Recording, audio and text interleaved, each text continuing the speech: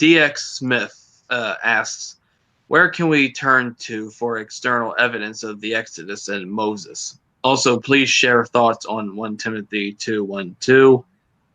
I hear many arguments from atheists on those two topics. Okay, so Exodus did a podcast on Bridge Laredo about 1.5 years ago. So if you Google like Bridge Laredo podcast, inspiring philosophy, you'll get that podcast, and I give some evidence for the Exodus.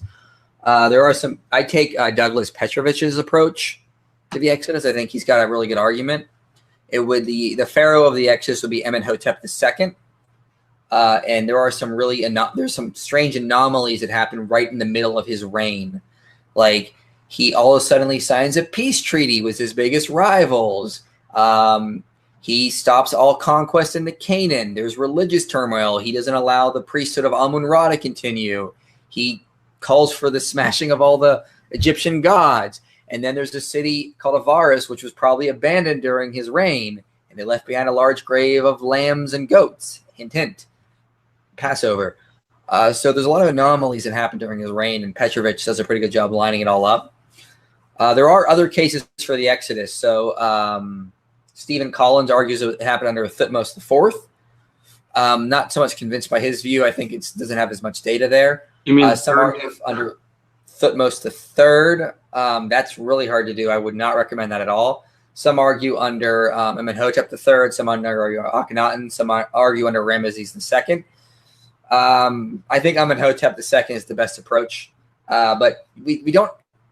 A lot of our history of the New Kingdom and back is really sort of fragmented. So there's a lot of holes. So there's this idea that we know all of Egyptian history. There's no Exodus is just a BS argument, and anyone who makes that claim has not studied Egyptian history. There's a huge debate over how long the co-regency of Akhenaten and his father Amenhotep III was. Some say 10 years. Some say it was 0. Okay, so if we knew all of Egyptian chronology, that would not even be an issue. There's so much we don't know about Egyptian history. Yeah, we only know like 1/4 of it, right? Maybe. We can't even, I mean, look at like Kenneth Kitchen's chronology versus Donald Redford's chronology. Yeah, I'm into Egyptian history myself. It's off by like 2 or 3 decades. My position on the Exodus is something happened. Like Trojan War level. Well, just to dismiss the whole idea, because it's absurd. James Hoffmeyer has written extensively on how internal evidence of Exodus has a lot of affinity to Egypt, and that just doesn't come from some guy writing in Babylon during the exile. You have to know things in Egypt during the New Kingdom to get a lot of that stuff right. And those tyrants at Wikipedia won't let you correct them when they say it's the consensus that Moses didn't exist. I'm like, that's not the consensus at all. It's that most scholars would tell you that there's no way to archaeologically verify the existence of a desert nomad leader, but the traces of cultural memory within the Torah is very probable.